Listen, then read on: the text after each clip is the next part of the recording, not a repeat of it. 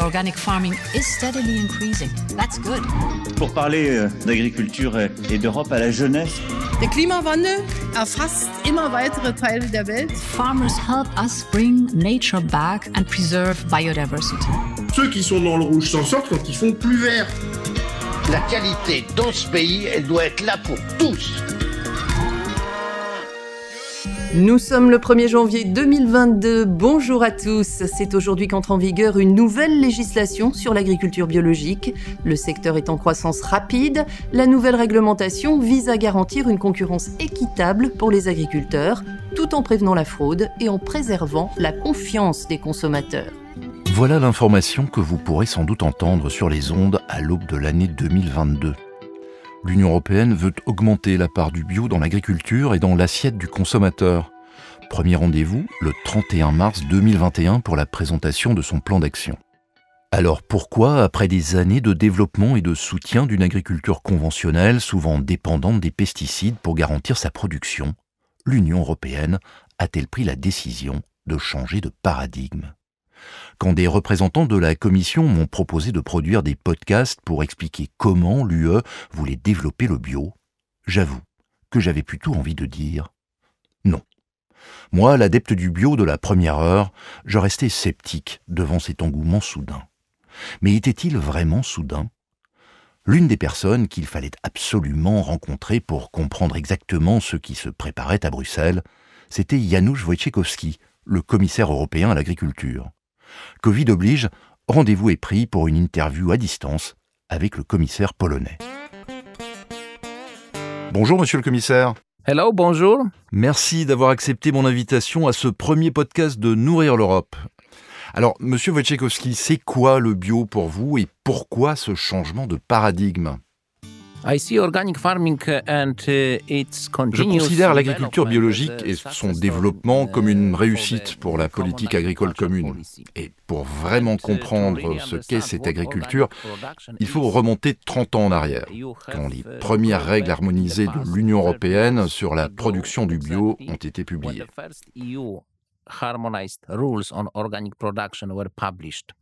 À cette époque, elle se développait dans plusieurs États membres, mais le secteur biologique était considéré comme un marché de niche, réservé aux magasins spécialisés et non destiné aux consommateurs ordinaires. Donc, avec le développement du marché intérieur de l'Union européenne, il était clairement nécessaire d'harmoniser les pratiques entre les États membres. L'objectif était d'éviter une concurrence déloyale entre les producteurs, mais aussi d'améliorer la reconnaissance et d'harmoniser le concept de production biologique pour atteindre plus de consommateurs européens.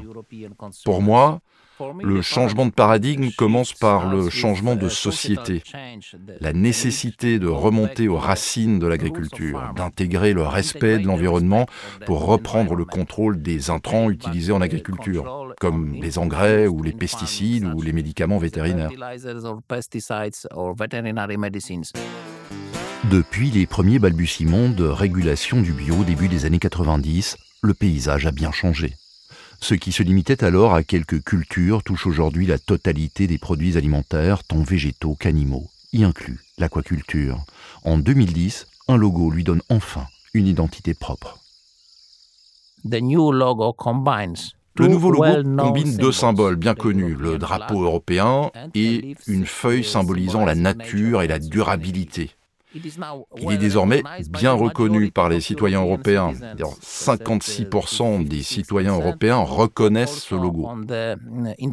Ainsi, selon moi, les réglementations européennes successives et le soutien financier apporté au secteur par la politique agricole commune ont été des outils clés pour façonner le marché des produits biologiques et accompagner son développement. Pour moi, aujourd'hui, la production biologique est un exemple concret de modèle commercial viable pour une production durable. Et le business model semble fonctionner. Une nourriture saine, sans pesticides chimiques ni OGM, attire de plus en plus de consommateurs. Avec une croissance annuelle de 13,5%, la France pourrait rapidement devenir le leader des consommateurs de bio en Europe. En quelques années, la part du bio est également exponentielle dans le monde entier, ce qui entraîne, comme toujours, des questions de contrôle de la qualité ainsi que de respect des règles de la concurrence. I completely agree with you.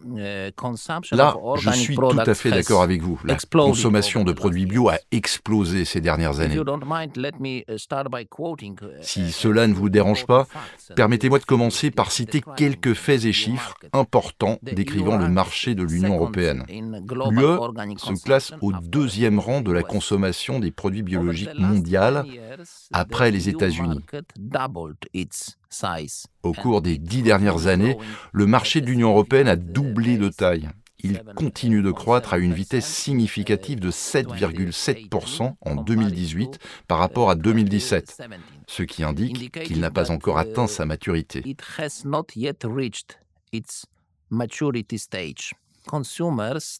La confiance des consommateurs est un élément clé de la stratégie du développement du bio. Elle fait partie intégrante de son succès. Pour la Commission, les produits biologiques doivent respecter les normes de l'Union européenne s'appliquant à la sécurité alimentaire et à l'information des consommateurs sur les denrées alimentaires. Cette maturité pourrait sans doute être atteinte en franchissant le seuil des 25% de la superficie totale des terres agricoles de l'Union cultivées en bio. Réaliste? Ou le commissaire serait-il trop optimiste?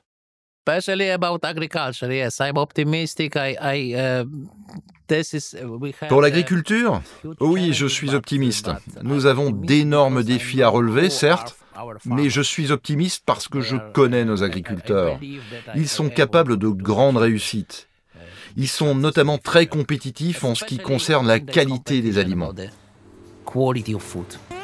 Mais pour la plupart des acteurs sur le terrain de l'agriculture conventionnelle, il faut pouvoir cohabiter et cette conversion aura un coût important.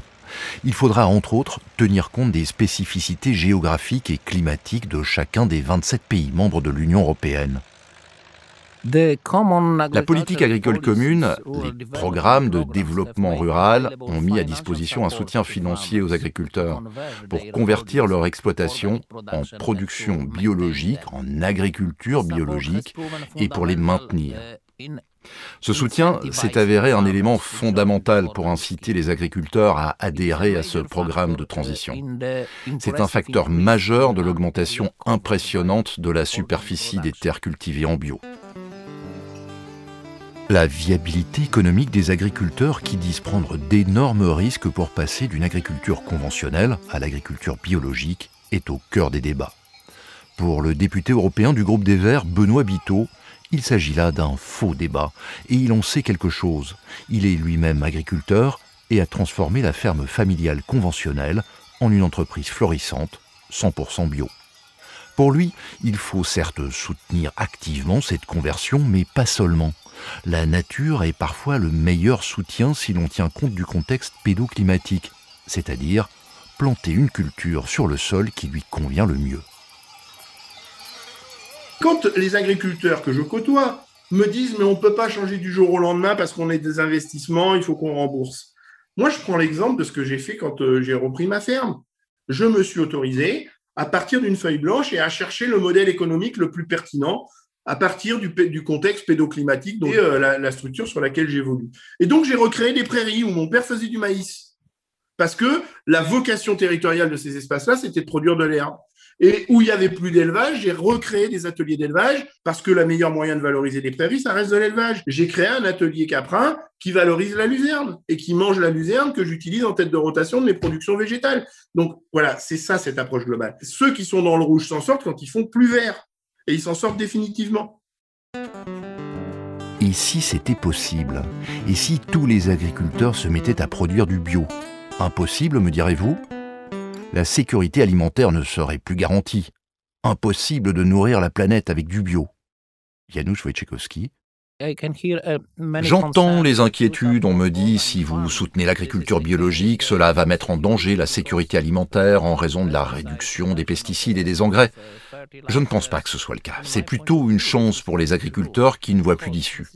C'est l'occasion d'augmenter le nombre d'agriculteurs participant à l'agriculture biologique. La sécurité alimentaire ne doit pas reposer sur les grandes exploitations d'agriculture intensive, c'est clair. Nous devons soutenir tous les agriculteurs. Nous aurons plus de produits de haute qualité sur notre marché. Je ne redoute aucun impact négatif de l'agriculture biologique sur la sécurité alimentaire. L'agriculture biologique renforcera notre sécurité alimentaire.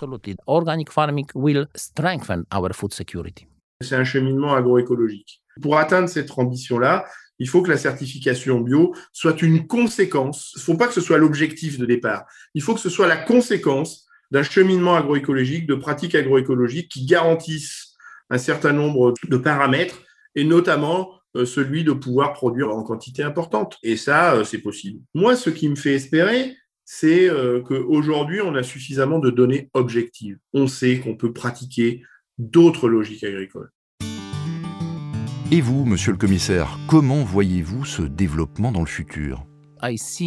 Pour moi, le développement de l'agriculture biologique est une tendance sur le long terme qui répond à une demande de la société pour des produits agricoles plus durables et de qualité, en protégeant l'environnement et en respectant les valeurs fondamentales qui ont un sens pour les consommateurs, comme le bien-être animal.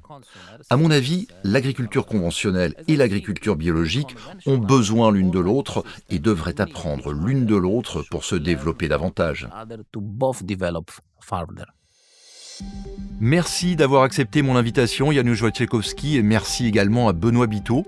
Pour en savoir plus sur le cadre légal de l'agriculture biologique en Europe, je vous donne rendez-vous la semaine prochaine pour un nouveau podcast, cette fois-ci avec Wolfgang Borcher, le directeur général responsable de l'agriculture et du développement rural à la Commission européenne. À bientôt. Organic farming is steadily increasing. That's good. Pour parler d'agriculture et d'Europe à la jeunesse. Der Klimawandel erfasst immer weitere Teile der Welt. Farmers help us bring nature back and preserve biodiversity. Ceux qui sont dans le rouge s'en sortent quand ils font plus vert. La qualité dans ce pays, elle doit être là pour tous.